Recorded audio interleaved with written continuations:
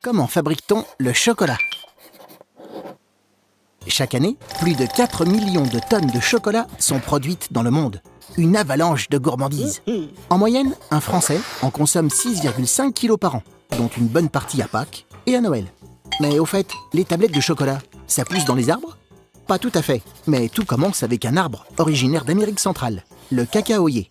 Son fruit s'appelle la cabosse. À l'intérieur de la cabosse, il y a des graines fraîches de cacao que l'on récolte et que l'on rassemble dans de grandes caisses.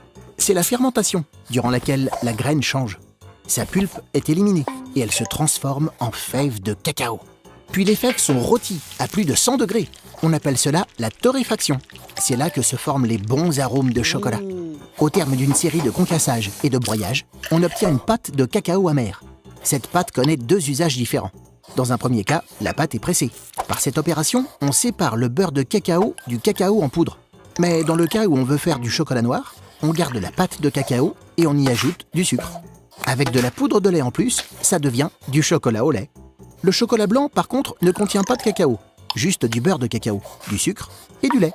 C'est le sucre ajouté au cacao qui crée des déséquilibres alimentaires. Il y a moins de sucre dans les chocolats au pourcentage de cacao élevé.